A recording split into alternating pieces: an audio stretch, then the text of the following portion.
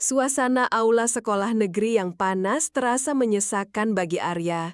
Ratusan pasang mata tertuju padanya saat ia berdiri di depan podium, memegang miniatur proyek sainsnya yang sederhana, terbuat dari kardus bekas dan dinamo mainan.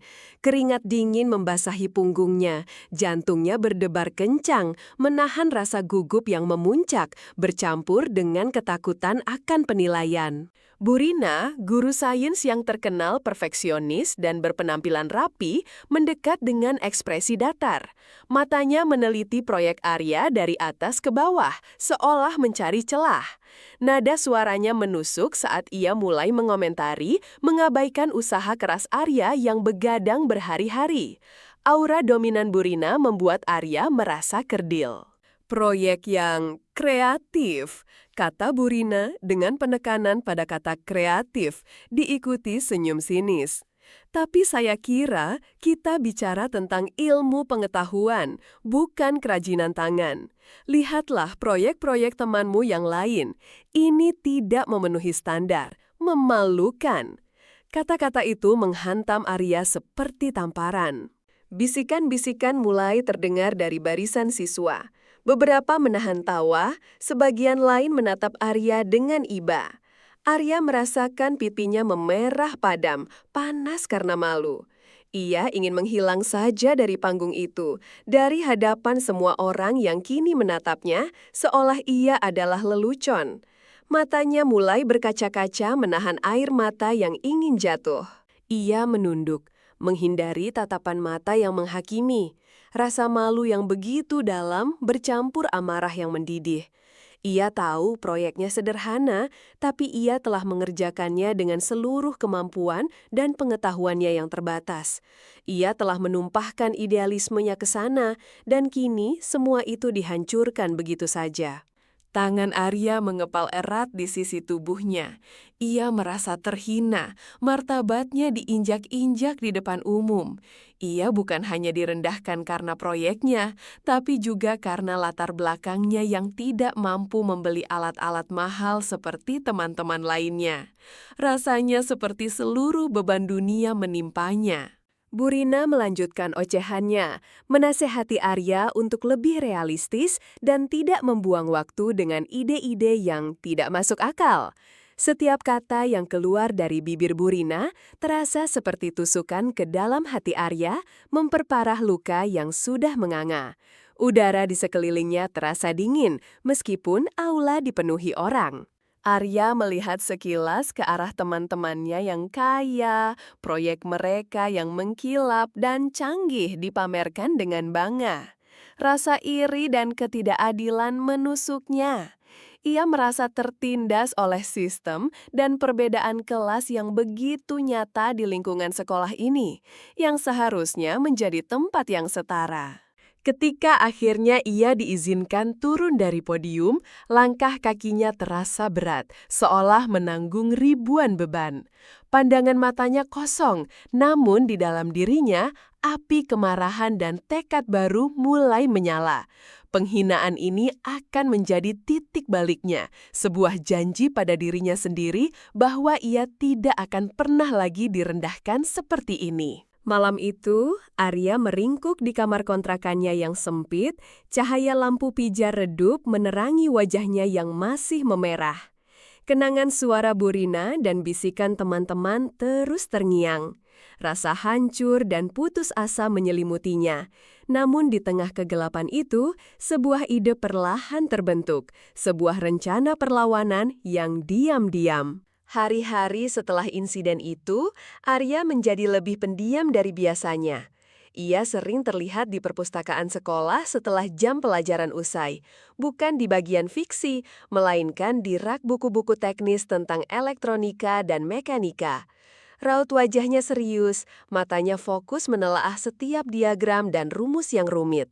Di luar sekolah, sepulang les, Arya menyisihkan sedikit uang jajannya untuk membeli komponen elektronik bekas di pasar loak. Tangan mungilnya dengan hati-hati memilih resistor, kapasitor, dan kabel-kabel usang. Matanya berbinar penuh harapan setiap kali menemukan barang yang bisa digunakan kembali, seolah ia menemukan harta karun. Malam hari, di kamar kontrakannya, lampu meja yang remang-remang menjadi saksi bisu kerja kerasnya. Arya sering begadang hingga larut, merakit komponen-komponen itu satu persatu.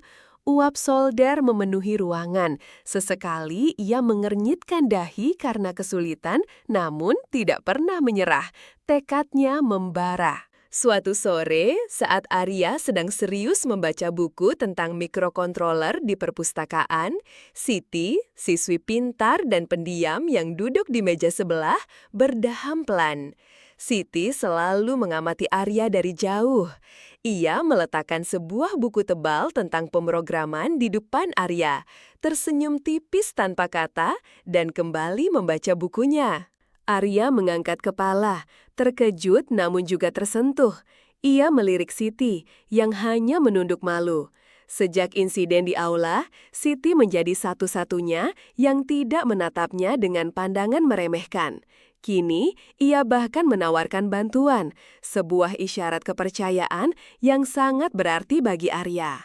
Diam-diam, Arya dan Siti mulai berbagi pengetahuan. Siti membantu Arya memahami konsep-konsep pemrograman yang rumit, sementara Arya menunjukkan ide-ide inovatifnya dalam merancang sistem. Mereka sering bertemu di perpustakaan atau di sudut sepi lab science, berdiskusi dengan bisikan-bisikan penuh semangat. Terkadang, Arya menghabiskan waktu di bengkel sekolah yang jarang terpakai. Pak Budi, tukang kebun sekolah yang ramah dan selalu tersenyum, sering mampir. Ia melihat ketekunan Arya. Pernah ia memberanikan diri mendekat, menepuk pundak Arya, dan berbisik, "Teruslah berusaha, nak.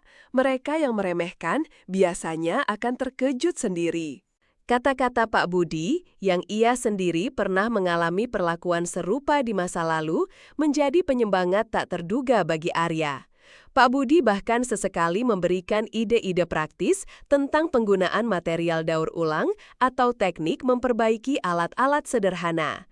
Arya merasa ada dua orang yang kini benar-benar percaya padanya. Seiring berjalannya waktu, prototipe kecil mulai terbentuk di meja kerja Arya. Bentuknya masih kasar, namun fungsinya semakin sempurna. Arya merasakan euforia kecil setiap kali komponen-komponen yang ia rakit berhasil bekerja sesuai rencananya. Keringat dan kelelahan seolah terbayar lunas oleh setiap kemajuan kecil.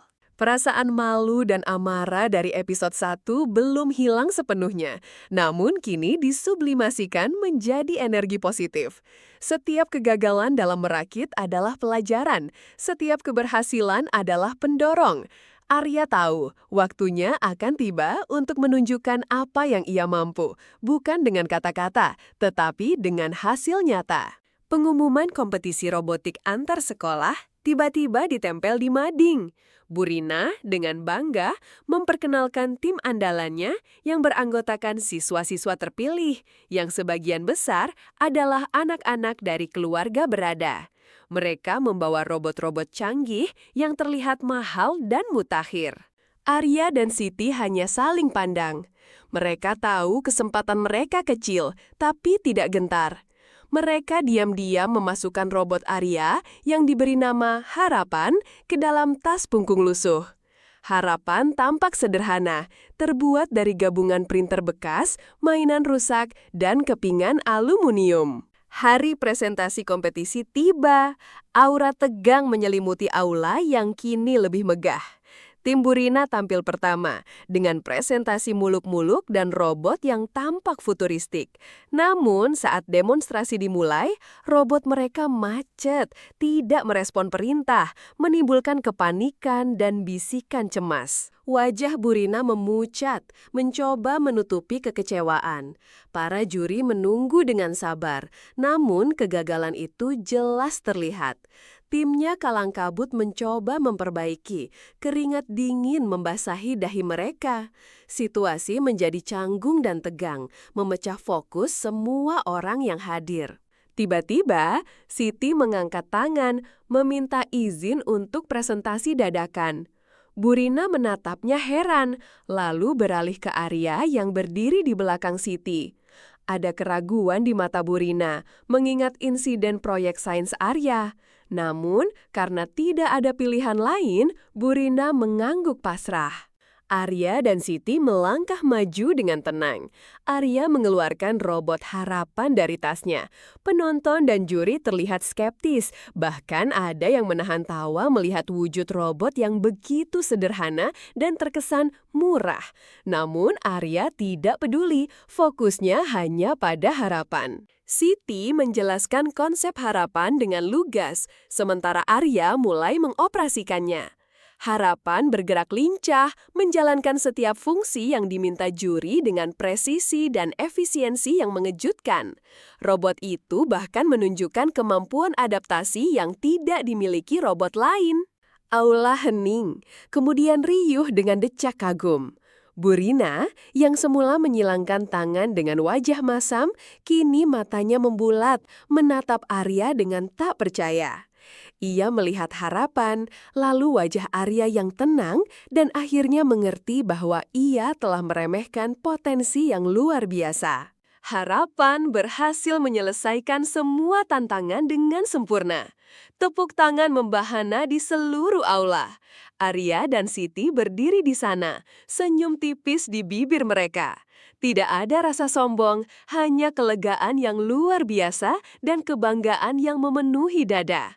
Mereka telah membuktikan diri bukan kepada siapapun, melainkan kepada diri mereka sendiri. Ketika para juri mengumumkan harapan sebagai pemenang, Arya merasa beban berat terangkat dari pundaknya. Pandangan Burina yang kini dipenuhi penyesalan dan kekaguman jauh lebih berharga daripada 1000 pujian. Balas dendamnya tidak berbentuk amarah, melainkan sebuah karya nyata yang elegan, membuktikan bahwa ketekunan dan kecerdasan sejati tidak bisa diremehkan oleh siapapun.